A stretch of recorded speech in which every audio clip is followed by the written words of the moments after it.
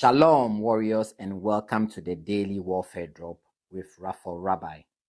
Today's theme is Rising After the Storm, Genesis 8 to 9 and Psalm 12. After the flood, Noah steps onto dry ground, and his first act isn't compliance, it's worship. Genesis 8:20 says, he built an altar to the Lord. Warriors, hear this. In spiritual warfare, worship after survival is a weapon. Gratitude shuts the enemy's mouth and declares that the God who kept you is worthy of your surrender.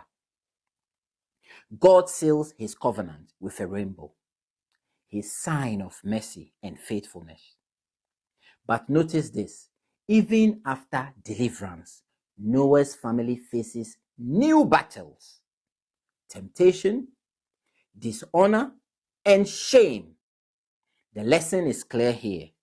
The enemy often attacks after your breakthrough. He uses comfort, compromise, and distraction to weaken the faith that carried you through the storm.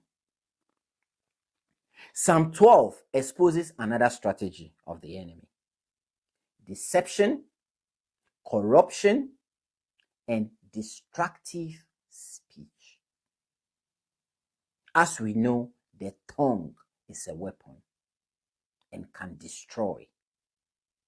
Everyone lies to his neighbor, but God responds with a promise: I will protect and guard them forever. In a corrupt world, the pure word of the Lord becomes our weapon. His truth cuts through lies. His voice stabilizes your steps. My fellow warriors, after every storm, you must build again. You must build faith, build prayer, build holiness, and guide your mouth and guide your heart. The rainbow reminds you mercy still reigns and God still fights for you.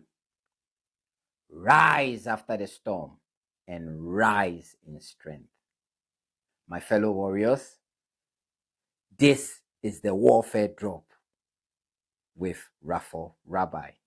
We shall meet on the battlefield tomorrow. Shalom.